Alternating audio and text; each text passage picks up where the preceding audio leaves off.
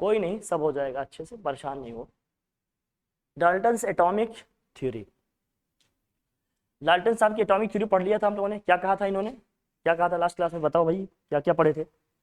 ये कहते हैं कि हर एक मैटर है एक सब्सटेंस, छोटे छोटे टाइनी पार्टिकल से बनकर मिलकर बने, मतलब मिलकर बने हैं, जिनको हम लोग क्या कहते हैं, एटम्स कहते हैं, है ना। और उन्होंने कहा था हर एक एलिमेंट के एटम्स क्या होते हैं, आइडेंटिकल होते हैं मास में, उसकी फिजिकल प्रॉपर्टीज में, बट डिफरेंट डिफरेंट एलिमेंट के एटम्स क्या होते हैं, डिफरेंट होते हैं, शेप साइज मास में, इन सब चीज़ों में।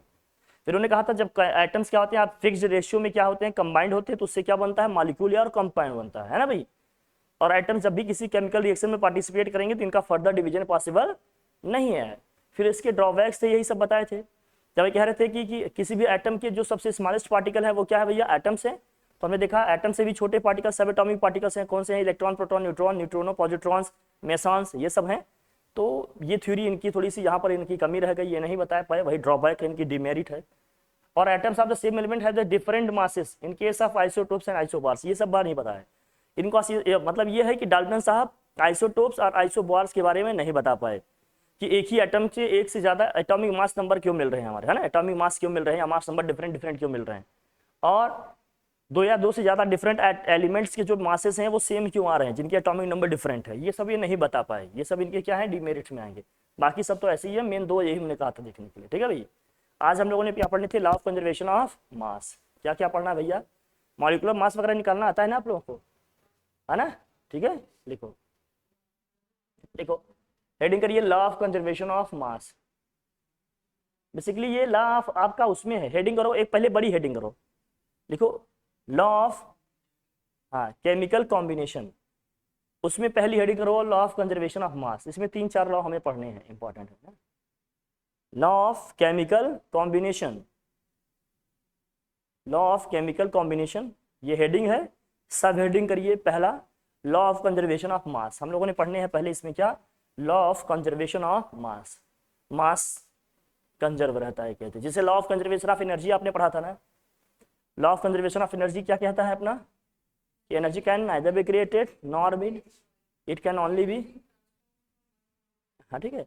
ऐसे law of conservation of mass है। Law of conservation of mass क्या कहता है भैया, law of conservation of mass क्या कहता है, केमिकल कॉम्बिनेशन में, किसी केमिकल रिएक्शन में क्या कहते हैं, state that the matter can neither be created nor destroyed in ordinary chemical and physical change. In short ये कहना चाह रहे हैं, in a chemical reaction the total mass of reactant is always equal to the total mass of the product form. जितने हमारे जो हमारे reactant होंगे उसका जो टोटल मास होगा, जो हमारा प्रोडक्ट होगा उसका जो टोटल मास होगा, हमेशा क्या आएगा, दोनों का सम भैया इक्वल, या टोटल मास हमेशा कंजर्व रहेगा। समझे, जैसे मान लीजिए कोई रिएक्शन आप पढ़ते हैं, सपोज करिए आपके पास एक रिएक्शन आप लिखे हैं, मान लीजिए कार्बन प्लस क्या है, ऑक्सीजन, ये कंबाइंड होकर क्या बना रहे हैं भैया, carbon dioxide.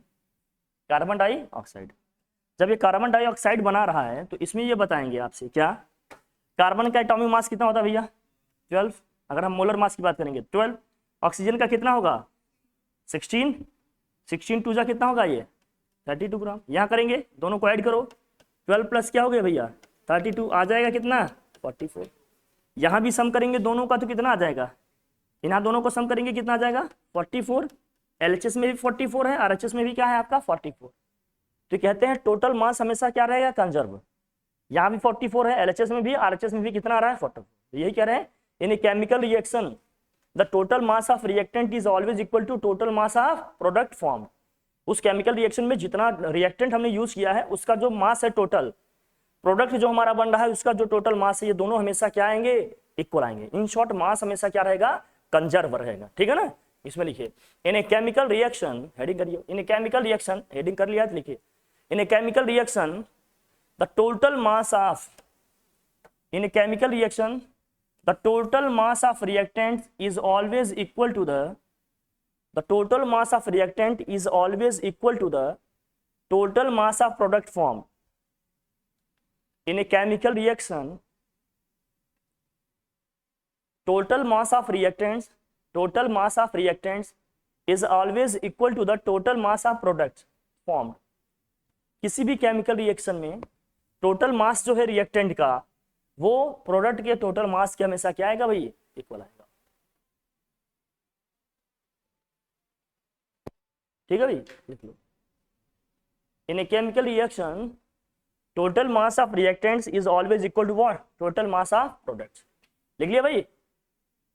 Hence the total mass is always remains constant, and the total mass, hence the total mass always remains the what, same या कांस्टेंट। ठीक है, एग्जांपल में ये कोट कर लो आप, ये एग्जांपल लिख लो आप। 44 ये आ गया आपका रिएक्टेंट का भी मास, 44 किसका आ गया भाई, प्रोडक्ट का भी आ गया। ऐसे बहुत सारे केमिकल रिएक्शंस की एग्जांपल हम दे सकते हैं, सब में यही आएगा। देखो यहाँ पर एकदम बैलेंस दिखाया गया है, कुछ रखा नहीं है, हालांकि यही बताया गया है कि दोनों साइड क्या आएगा, मासेस सेम आएंगे। ठीक है, लेकिन रिएक्शंस को हमेशा ध्यान रखना क्लोज्ड कंटेनर में कराना होगा। अगर ओपन कंटेनर होगा तो, ओपन वेसल होगा तो कुछ ना कुछ चीजें क्या होंगी, वेपराइज हो जाएंगी। मान लीजिए कोई लिक्विड फॉर्म या वेपर फॉर्म में बन रहा है तो प्रोडक्ट हमारा क्या होगा, बाहर निकल जाएगा। इसको ध्यान रखना पड़ेगा। ठीक है, क्लोज्ड कंटेनर में होना चाहिए। आगे बढ़े। ठीक है, लिख लिया इसको, इजी है, इसमें तो कुछ है नहीं। जैसे यहाँ लिखा है, क्या लिखा है भैया, 2H2 ये रिएक्शन ऐसे डायरेक्ट लिख दिए हैं। 2H2 प्लस O2 रिएक्ट करके क्या देगा भैया, 2H2O, वाटर के 2 मॉलिक्यूल बनाएगा। 2H2 प्लस O2 वाटर के 2 मॉलिक्यूल बनाएगा। तो भैया 2H2 है, एक O2 है आपका, वहां वाटर के 2 मॉलिक्यूल बन गए। इसका मोलर मास यहाँ पर कितना आएगा भैया, अगर 2H2O2 लिख रहे हैं तो ये तो बस पिक्चर फॉर्म में आपको दिखाया गया है। हाइड्रोजन का है ये मॉलिक्यूल, या ऑक्सीजन का मॉलिक्यूल है, फिर क्या हो गया, H2O के क्या होंगे, 2 मॉलिक्यूल बन रहे हैं। H2O को कितने मॉलिक्यूल बन रहे हैं यहाँ पर, 2। अब यहाँ समझना, हाइड्रोजन का कितना होता है जरा बताना, 1 होता है, वही 2, सो 2 इंटू 2 कितना हो जाएगा भैया, 4 ग्राम। यहाँ करेंगे कितना आ जाएगा, 16 2 जा कितना हो जाएगा ये 32 ग्राम। यहाँ कर लो फिर से वही 2 टाइम्स ऑफ, ये हो जाएगा 2 प्लस 16 कितना हो गया ये, तो 2 इंटू कितना हो जाएगा 18, यह आ जाएगा 36 ग्राम। और यहाँ इन दोनों को प्लस करेंगे तो क्या होगा, ये 32 ग्राम, इन दोनों को प्लस करेंगे कितना आ जाएगा 36।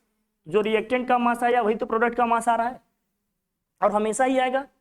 जो एलिमेंट, जो एटम्स हमारे रिएक्टेंट्स के हैं वही एलिमेंट एटम्स हमारे किसके हैं भैया, ऑब्वियस सी बात है, हमेशा सेम आएगा। तो लॉ ऑफ कंजर्वेशन ऑफ मास में यही है कि रिएक्टेंट का जो टोटल मास होगा प्रोडक्ट के टोटल मास के हमेशा क्या आएगा, इक्वल आएगा, सेम आएगा। ये ध्यान रखना है अपने को। ठीक है भाई, चले आगे। हाँ, ये बैलेंस इक्वेशन, इक्वेशन हमेशा बैलेंस ही होना चाहिए, बैलेंस नहीं होगा तो नहीं। ठीक है, नंबर ऑफ एटम्स जो आपके हैं आपके रिएक्टेंट्स के, वही सेम एलिमेंट के नंबर ऑफ एटम्स उसी सेम एलिमेंट के प्रोडक्ट्स में भी क्या होने चाहिए, सेम होना चाहिए। अगर नहीं है तो सेम बनाएंगे पहले, मतलब रिएक्शन को बैलेंस करेंगे, देन उसके बाद देखेंगे, चेक करेंगे, तभी लॉ ऑफ कंजर्वेशन ऑफ मास की हम बात कर पाएंगे, है ना भाई। तभी आप लॉ ऑफ कंजर्वेशन ऑफ मास की बात कर पाओगे, अदरवाइज नहीं कर पाएंगे। ठीक है भाई, बैलेंस का मतलब समझ रहे हो ना कैसे। जैसे हाइड्रोजन के यहाँ कितने एटम हैं, देखो भाई 2 2 जा 4, यहाँ हाइड्रोजन के कितने हैं 4, यहाँ ऑक्सीजन का कितना है 2, यहाँ कितना है 1, 1 इंटू 2 करेंगे 2 है। बैलेंस है ये। नंबर ऑफ एटम्स अगर दोनों साइड सेम है तो क्या होता है, केमिकल रिएक्शन वो बैलेंस होता है। नहीं सेम है तो सेम करते हैं पहले, अभी वो सब भी सीखेंगे, रिडॉक्स रिएक्शन पकड़ेंगे। Law of definite proportion, law of definite proportion हमारा क्या कहता है, इसमें देखना पड़ेगा। लॉ ऑफ मल्टीपल प्रोपोर्शंस क्या होते हैं, फिर हम बात करेंगे किसके, लॉ ऑफ मल्टीपल प्रोपोर्शन के बहुत सारे एग्जांपल हैं। देखो भाई लॉ ऑफ डेफिनिट प्रोपोर्शन, इसमें देखो क्या कहते हैं, लिखो भाई हेडिंग करिए second, law of definite proportions.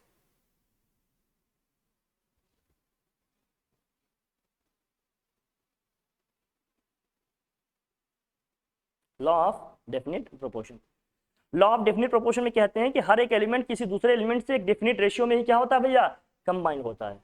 ठीक है, लिखो लिखो लॉ ऑफ डेफिनिट प्रोपोर्शन, इसमें लिखना, देखो each and every atoms combines with other atoms in the definite proportion.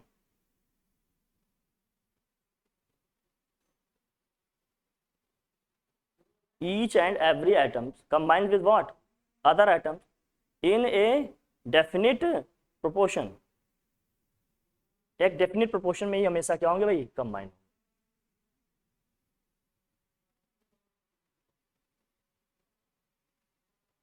ठीक है, अब जैसे मान लो आप H2O की बात कर रहे हो, किसकी बात कर रहे हो आप, H2O की बात करेंगे। H2O में कितने हाइड्रोजन आइटम है भैया, ऑक्सीजन आइटम कितने हैं, कितने रेशियो में कंबाइन हो रहे हैं ये, 2:1।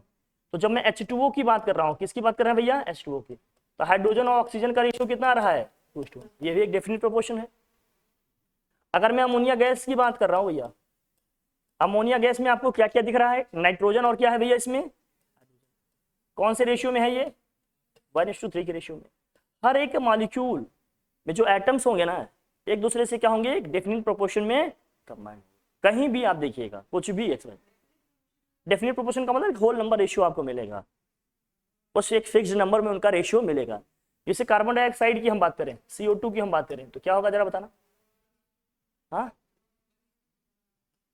आप नंबर ऑफ एटम्स भी देख सकते हैं, इसको मास में भी देख सकते हैं हम।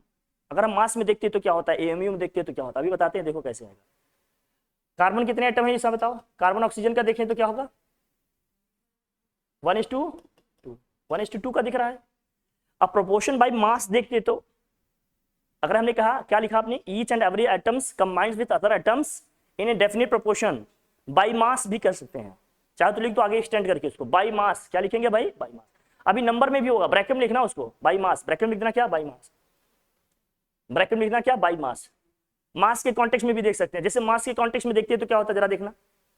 H2O की अगर मैं बात कर रहा हूं, अगर आप H2O की बात कर रहे हो तो हाइड्रोजन इस टू क्या है भैया, ऑक्सीजन है। हाइड्रोजन का यहाँ मोलिकुलर मास कितना आएगा, हाइड्रोजन का कितना होगा मोलर मास, बोल भाई। अगर AMU लिखते थे यहाँ तो 2, ऑक्सीजन का कितना होता, 16, ये रेशियो कितना आएगा, 1:8 का है। तो हाइड्रोजन और ऑक्सीजन जब कंबाइंड होंगे तो इनके मास के रिस्पेक्ट में इनका रेशियो क्या मिलेगा भैया आपको, 1:8 के रेशियो में। मिनिमम यही रेशियो होगा तभी ये कंबाइंड हो पाएंगे, अदरवाइज नहीं हो पाएंगे। ऐसे कार्बन डाइऑक्साइड की अगर मैं बात करूं, CO2 की बात करूं तो बताओ जरा, कार्बन है ऑक्सीजन है, कार्बन का कितना है 12, ऑक्सीजन का कितना है, यह आ जाएगा 32, 12:2 क्या होगा 32। सिंपल रेशियो बनाओ, इसको कितना आएगा बताओ, 4 से कैंसिल करो, 4 3 जा 10, 4 8 जा 32, 3:2 कितना आ जाएगा 8, 3:2 कितना आ जाएगा 8। बहुत सिंपल सी बात है, इसमें कोई रॉकेट साइंस नहीं है, बस ये थोड़ा सा है जानकारी रखना पड़ेगा। नोट कर बेटा विनोद, ठीक है, ध्यान रखना।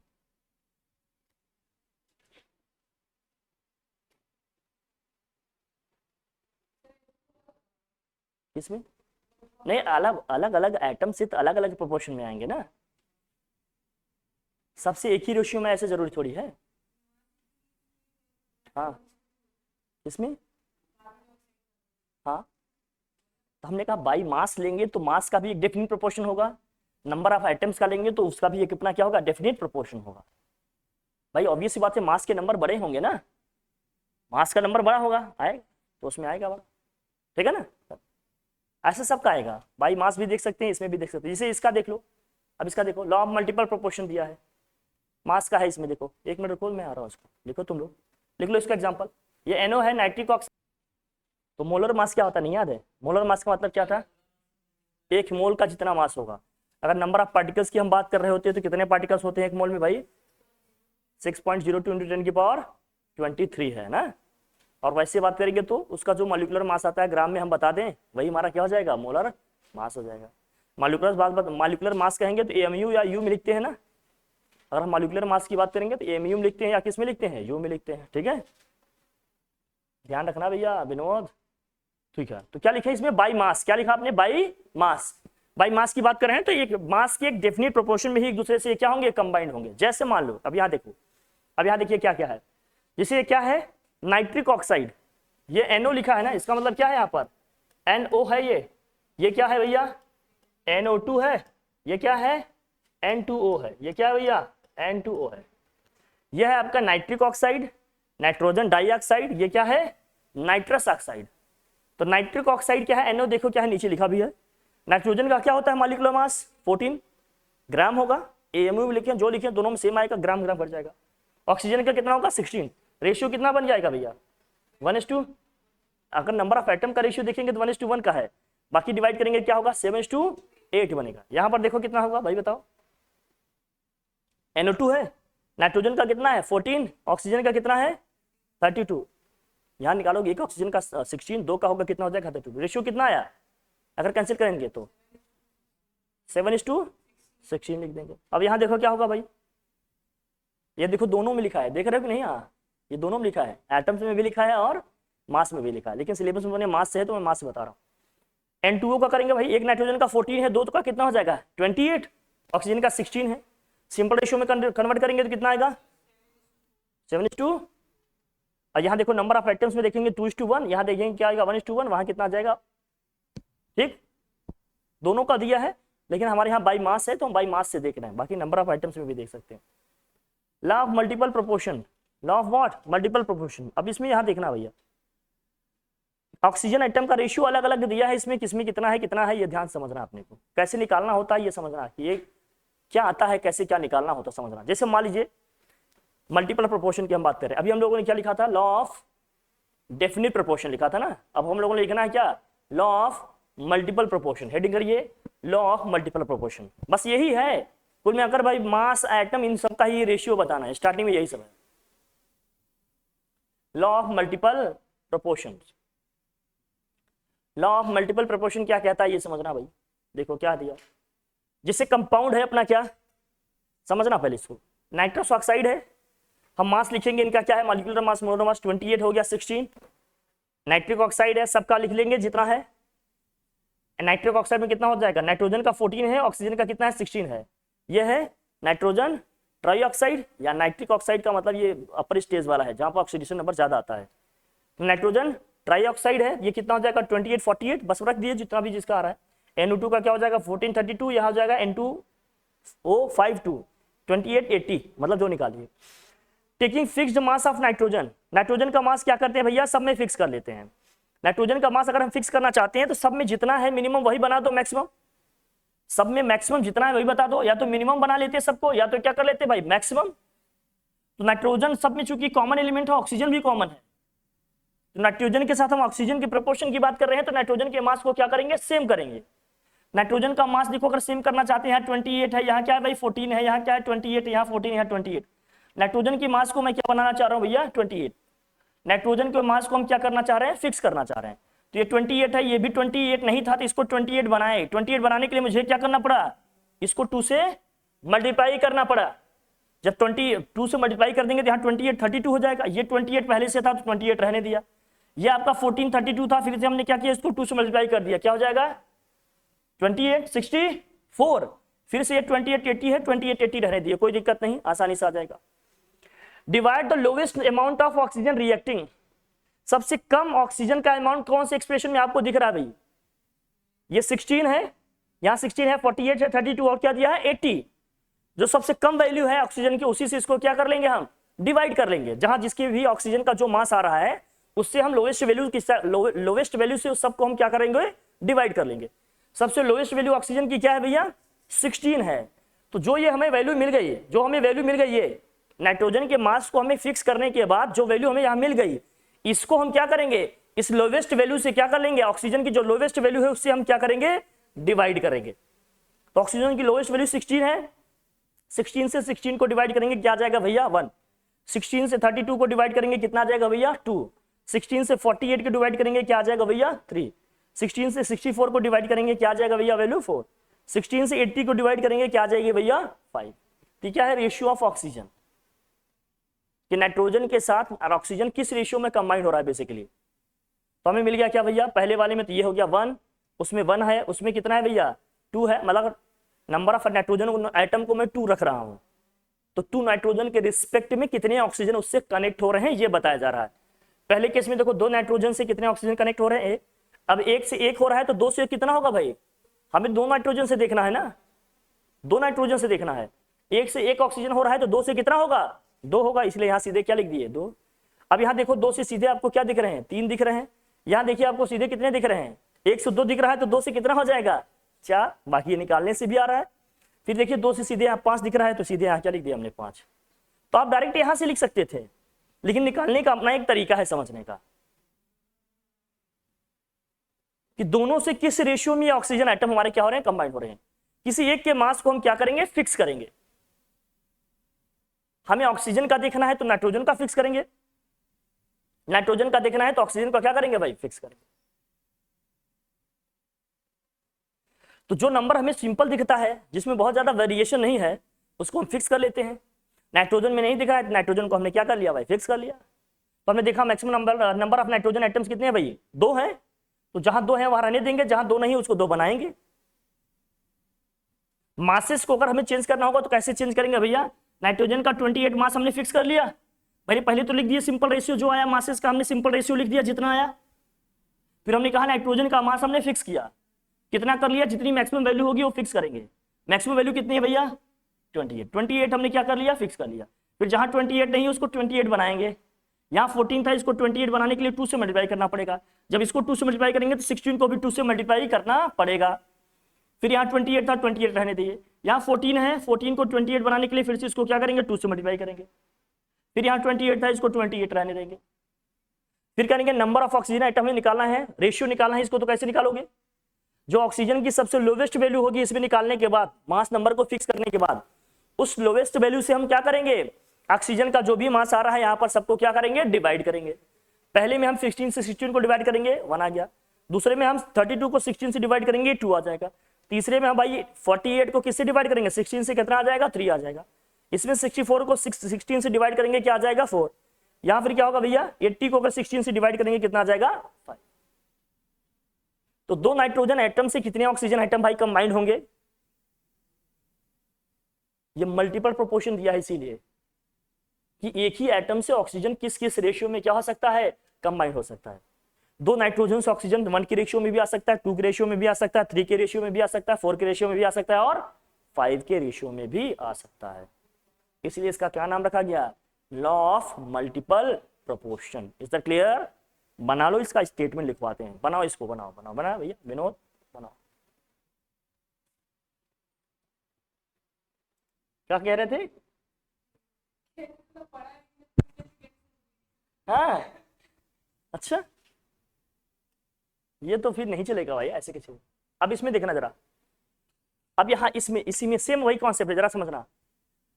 कार्बन मोनोऑक्साइड, कार्बन डाइऑक्साइड, और ये क्या है, कार्बन, मतलब ये है कार्बन ऑक्साइड है, ऐसे लिखते हैं इसको। मास ऑफ देखो, कार्बन ऑक्सीजन का रेशियो निकालो। यहाँ कितना है, कार्बन का 12, ऑक्सीजन का कितना होगा भैया, 16। कार्बन का 12, ऑक्सीजन का कितना आ जाएगा, 32। यहाँ कार्बन का 36, ऑक्सीजन का कितना आ गया, 32। किसका मास देखो फिक्स करना आसान होगा आपके लिए, ऑक्सीजन का कि कार्बन का, किसका मास जो मल्टीपल में हो, किसका मास है जिसका मल्टीपल में दिख रहा है आपको, उसको इक्वल करना आसान होगा। बताओ, ऑक्सीजन का या कार्बन का, कार्बन का 12 है, 12 है, या 36 है, कर सकते हो, ऑक्सीजन का भी कर सकते हो, तो ठीक है कार्बन का कर लिया। कार्बन का किए देखो कितना आया, कितना आएगा भैया, ये 12 है, 12 है, 36 है, तो सबको 36 बनाना होगा, तो इसको किससे मल्टीप्लाई करोगे, 3 से मल्टीप्लाई करेंगे।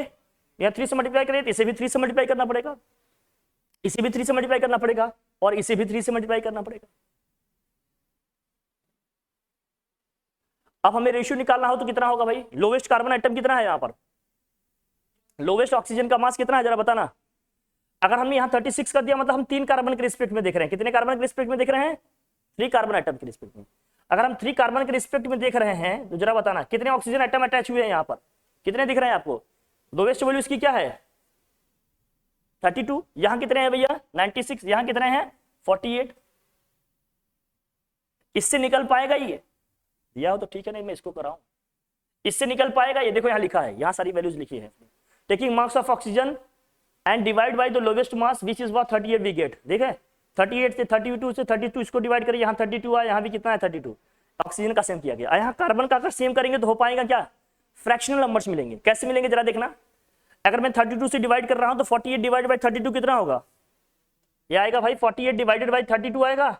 यहाँ कितना आएगा 96 डिवाइडेड बाय 32, तो कुछ ना कुछ नंबर तो आ जाएगा, यहाँ तो 3 आ जाएगा। यहाँ 32 बाय 32 करोगे तो कैंसिल हो जाएगा, कितना आ जाएगा अपन, लेकिन एक फ्रैक्शनल आ गया, एक फ्रैक्शनल आ गया कि नहीं, एक फ्रैक्शनल आ गया। इस केस में यहाँ देखो ऑक्सीजन के मास को हमने क्या किया भाई, फिक्स किया, क्योंकि ये मल्टीपल प्रोपोर्शन में आ जाएगा अच्छे से। यहाँ 32 हमने किया, इसको कैसे किया, 2 से मल्टीप्लाई करके, भाई जो भी जिस तरह से करते, ये 32 है, ये भी 32 है, ये भी कितना है 32, मतलब सेम बनाया। जिसका सेम बनाया जा सकता है उसको यहाँ से सेम बनाओ, ऐसे डायरेक्ट करोगे तो नहीं होगा। अब ऑक्सीजन के मास को अगर मुझे सेम बनाना है तो मैं क्या करूंगा, ये 32 है, 96 है, ये कितना है 48 है, 32 कितना है 96 और क्या है 40। अब इसको करो भैया, ऑक्सीजन का रेशियो बनाओ, इसमें ऑक्सीजन का रेशियो बनाओ लॉ ऑफ मल्टीपल प्रोपोर्शन में। ये 48 32 कैसे हुआ, ये 96 32 कैसे हुआ, ये 32 32 कैसे हुआ? क्या करना है, ऑक्सीजन का मास क्या किया हमने, फिक्स किया। ऑक्सीजन का मास फिक्स किया, कितना ले लिया हमने 32। कितना ले लिया 32 के रिस्पेक्ट में पहले में कितना आ रहा है भैया 48, दूसरे में कितना आ रहा है भैया 96, तीसरे में कितना है भैया 32। डिवाइड किया कितना आया 1.5, कितना आया 3 आया, फिर कितना आया 1 आया। लेकिन हमें क्या बनाना होता है, सिंपल होल नंबर रेशियो बनाना होता है या सिंपल नेचुरल नंबर रेशियो बनाना होता है। तो 1.5 को अपने को बनाना है भैया होल नंबर। 1.5 को किससे मल्टीप्लाई करेंगे कि होल नंबर में कन्वर्ट हो जाए 2 से। अगर इसे हम 2 से मल्टीप्लाई करेंगे तो हर हमें क्या करना पड़ेगा, टर्म को 2 से मल्टीप्लाई करना पड़ेगा। किसी के भी मास को फिक्स कर सकते हो, बट हमने यहां मास किसका फिक्स किया, फिक्स कर दिया, कर लिया भाई डिवाइड। ठीक है ना, देखो यहां कार्बन का लिख लिया भाई 36 हो गया। यहां ऑक्सीजन का कितना है 48, यहां पर कितना है 96, यहां पर कितना है 32। ऑक्सीजन की लोवेस्ट वैल्यू क्या है, ऑक्सीजन की लोवेस्ट वैल्यू क्या है भाई 32 है। जब ऑक्सीजन की लोवेस्ट वैल्यू 32 है तो 32 से ही ऑक्सीजन का जितना मास है हर जगह डिवाइड करेंगे। तो पहले वाले केस में 48 है, इस 48 को किससे डिवाइड करेंगे भैया 32। दूसरे वाले केस में क्या है भैया 96 है, 96 को किससे डिवाइड करेंगे 32। तीसरे वाले केस में कितना है भैया ऑक्सीजन का 32 ही है, 32 को किससे डिवाइड करेंगे 32 से। ऑक्सीजन का रेशियो निकाल रहे हैं हम। इस केस में कितना आ गया 1.5 डिवाइड करने पे, यहाँ डिवाइड करने पे कितना आ गया 3, यहाँ डिवाइड करने पे कितना आ गया भैया 1। वही पीछे चाहे टेबल बना के कर लो, इस तरह से दिक्कत आ रही तो टेबल बनाए थे ना पीछे, टेबल बना के कर सकते हो। अब ये 1.5 है, इसको होल नंबर में कन्वर्ट करना है भैया कंप्लीट नंबर में। तो कंप्लीट नंबर में ये कब कन्वर्ट होगा, ये 1.5 है, 1.5 को किससे मल्टीप्लाई करोगे 2 से। 2 से इसे मल्टीप्लाई किया तो हर एक को क्या करना पड़ेगा 2 से मल्टीप्लाई करना पड़ेगा। तो इस वाले केस में जब हमने number of carbon atom same किया, कितने कार्बन एटम के रिस्पेक्ट में हम देख रहे हैं भैया 3 कार्बन के रिस्पेक्ट में देख रहे हैं। कितने कार्बन के रिस्पेक्ट में देख रहे हो आप 3 कार्बन के रिस्पेक्ट में देख रहे हैं। अगर 3 कार्बन के रिस्पेक्ट में देख रहे हैं तो यहाँ देखो बहुत ध्यान समझना, 3 कार्बन के रिस्पेक्ट में देख रहे हैं तो बहुत ध्यान से देखना। आप देखो 3 कार्बन के रिस्पेक्ट में यहाँ कितना आया 2 है ऑक्सीजन। यहाँ 3 कार्बन के रिस्पेक्ट में कितने ऑक्सीजन आएंगे, 1 से 2 है तो 3 से कितने आएंगे 6 आएंगे। अरे 1 कार्बन से 2 ऑक्सीजन अटैच है तो 3 कार्बन से कितने ऑक्सीजन अटैच होंगे 6। यहाँ 1 कार्बन से 1 ऑक्सीजन अटैच है तो 3 कार्बन से कितने ऑक्सीजन अटैच होंगे 3 हो गए। तो 3 6 और यहाँ कितना बनेगा 2। यही रेशियो आ रहा है कि नहीं फाइनली देखो 3 6 और क्या 2। लेकिन एक प्रोसीजरल वे में आपको दिखाना पड़ेगा कि कैसे मल्टीपल प्रोपोर्शन में है। ये पैटर्न समझ में आया, यही टेबल बना लो, ऐसे लिख लो जैसे आपने पीछे किया था वैसे टेबल बना लो। आप कंपाउंड लिख लो, कौन कौन से कंपाउंड है आपके, कार्बन मोनोऑक्साइड, कार्बन डाइऑक्साइड, एक कार्बन ऑक्साइड है, ये लिख लो भैया। टेबल बना लो जैसे आपने पीछे किया वैसे करो ताकि एक पैटर्न रहे, आप लोग कंफ्यूज नहीं हो, है ना। ठीक, बना लो।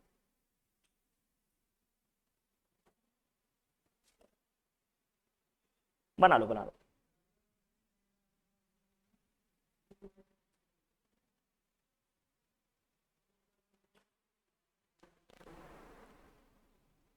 Taking fixed mass of carbon as 36 gram per mole. Molar mass लिखा जा रहा है, देख लेना कौन सा मास लिखा जा रहा है, मोलर मास, ये ध्यान रखना। अगर मोल में हम मास लेंगे, पर मोल का मास लेंगे तो उस मास को हम लोग क्या बोलते हैं, मोलर मास बोलते हैं। क्या बोलते हैं भैया, मोलर मास। ठीक है, ध्यान रखना। तो मोलर मास इसका ये आ रहा है।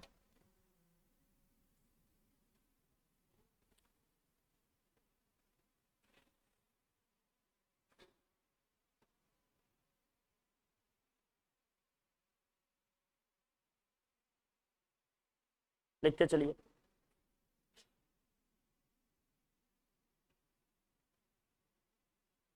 बन गया। कैसे किया जा रहा है समझ में आ रहा है ना बात, ये सब लिखते रहना। Mass ratio of carbon and what oxygen, ये लिख लिया हमने पहले, ये आया रेशियो। मोलर मास लिखना आता है। फिर किसके मास को फिक्स किया भैया हमने, कार्बन के। कार्बन का हमने 36, जो मोस्ट वैल्यू होती है ना पॉसिबल वही बनाना होता है अपने, है ना, तभी तो सेम हो पाएगा। जो मैक्सिमम वैल्यू होगी उसी को करेंगे भैया। तो ये होगा 36, ये भी 36 बनाया, ये भी 36। अब इसको 36 बनाने के लिए हमने 12 को 3 से मल्टीप्लाई किया तो ऑब्वियस बात है इसको भी 3 से मल्टीप्लाई करेंगे। इसको 36 बनाने के लिए 3 से मल्टीप्लाई किया तो इसे भी 3 से मल्टीप्लाई करेंगे। ये 36 पहले से है तो रहने दिया, है ना भाई। चलिए अब क्या करेंगे, ऑक्सीजन का simple whole number, taking mass of oxygen and dividing by the lowest mass which is 32 of it. Oxygen का जो लोवेस्ट मास है कितना भैया 32, 32 से हर एक जगह ऑक्सीजन की जो मास है डिवाइड करेंगे। तो क्या करेंगे 48 डिवाइडेड बाय 32 या 96 डिवाइडेड बाय 32, 32 डिवाइडेड बाय 32, यहाँ कितना आ गया 3, यहाँ जाएगा 1, इसको कैंसिल किया 1.5, इसको होल नंबर कन्वर्ट किया भैया 2 से मल्टीप्लाई किए, किससे मल्टीप्लाई किए 2 से, इसको 2 से मल्टीप्लाई करे तो हर एक को हमें क्या करना पड़ेगा 2 से मल्टीप्लाई करना पड़ेगा। नंबर रेशियो आ गया भैया 3, 6 और कितना आ गया 2 आ। तो लॉ ऑफ मल्टीपल प्रोपोर्शन ये आ गया। इसका मतलब कार्बन एटम से ऑक्सीजन कितने रेशियो में कंबाइन हो सकता है, कार्बन एटम से ऑक्सीजन कितने रेशियो में कंबाइन हो सकता है भाई, है ना 3, 6 और 2 के रेशियो में, है ना भाई। लिख लिया विनोद, कोई दिक्कत वाली बात। अब देखो यहां समझना भाई, देख अब मान लेते हैं हमने किसके मास को फिक्स किया, अब यहां जो दिया है यही सेम क्वेश्चन है, देखो कार्बन मोनोऑक्साइड, कार्बन डाइऑक्साइड और क्या है कार्बन ऑक्साइड, ये लिखा हुआ है अपना, सबका लिख लिए मास रेशियो लिखिए, ये भाई 12, 16, ये कितना आया 12, 32, ये कितना आया 36 और 32। अब यहाँ पर किसका मास फिक्स किया जा रहा है, taking fix mass of oxygen as 32 gram per mole, यही है 32 ग्राम पर मोल मोस्ट वैल्यू। अगर 32 ग्राम पर मोल ले रहे हैं तो 32 ग्राम हर एक का बनाएंगे, यहाँ 32 है कोई दिक्कत नहीं, यहाँ 16 था इसको हम 32 बनाएंगे तो 2 से मल्टीप्लाई करेंगे, इससे जब आपने 2 से मल्टीप्लाई किया तो इस 12 को भी 2 से मल्टीप्लाई करना पड़ेगा। अब ऑक्सीजन का मास क्या हो गया, ऑक्सीजन का मास क्या हो गया भैया फिक्स हो गया। अब जब ऑक्सीजन का मास फिक्स हो गया तो हमें क्या करना होता है, जो कार्बन है, कार्बन की जो सबसे लोवेस्ट वैल्यू है, जो लोवेस्ट मास है, लोवेस्ट मास इसका क्या है भाई 12, इसी लोवेस्ट मास से हमें क्या करना पड़ेगा, हर एक मास को डिवाइड करना पड़ेगा। हर एक मास को जब डिवाइड करेंगे 12 है तो पहले वाले में 24 था 12 से डिवाइड कर रहे हैं, दूसरे में 12 था 12 से डिवाइड कर रहे हैं, तीसरे में 36 था 12 से डिवाइड कर रहे हैं। तो यहाँ रेशियो कितना आ गया 2 आया, कितना आया 1 आया और कितना आया 3। मतलब ऑक्सीजन एटम से कार्बन किस रेशियो में कंबाइंड हो सकता है 2, 1 और 3 के रेशियो में कंबाइंड हो सकता है। मतलब हर एक एलिमेंट एक दूसरे से क्या है मल्टीपल प्रोपोर्शन में कंबाइंड हो सकते हैं, ऐसा ही बताया जा रहा है इसी लॉ में। कोई दिक्कत भैया, उसके बाद इसका स्टेटमेंट लिखते हैं, ये लिख लेना, कार्बन का भी लिख लो, ये जरूरी नहीं कि हमेशा किसी एक ही आइटम का निकालो, है ना, दोनों का हो सकता है। कोई दिक्कत वाली बात बोल भाई, नहीं ना, नोट कर लो।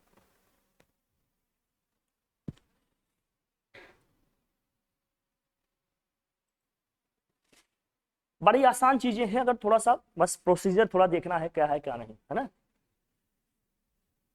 क्वेश्चन आ जाते हैं इससे भी कभी कभी, थोड़ा सा देखना होगा आपको, है ना।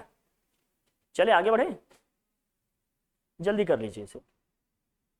समझ में आ रहा है कि नहीं आ रहा है, आ रहा है।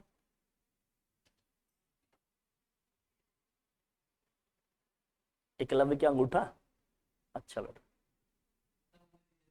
हाँ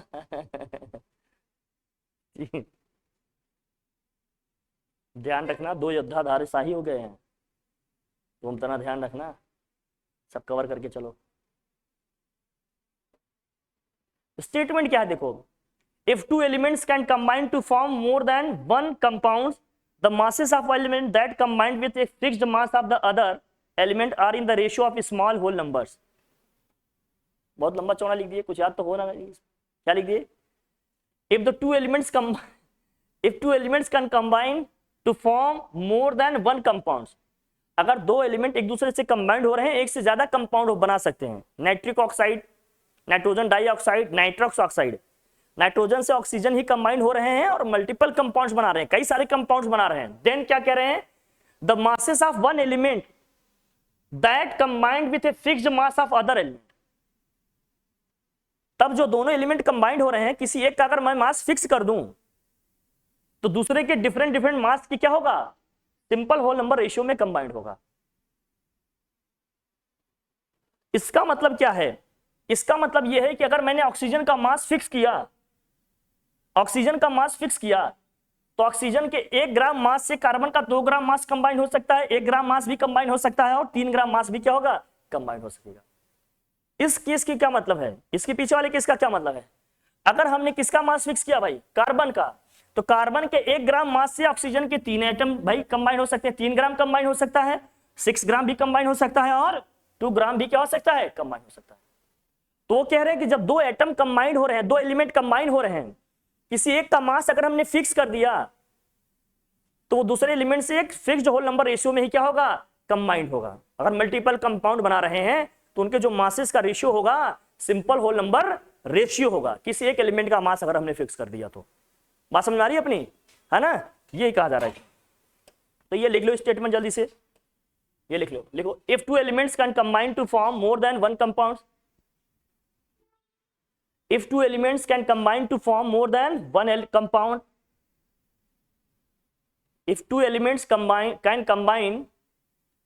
if two elements can combine to form more than one compound, the masses of one element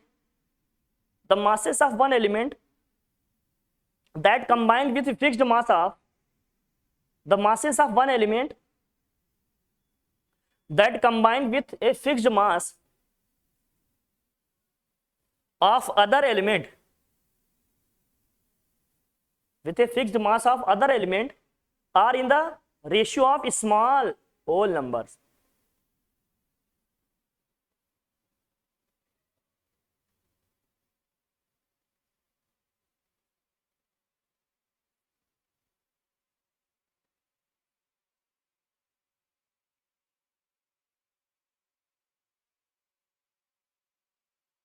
बात समझ में आया? मैं फिर से बताता हूं इसका क्या मतलब है।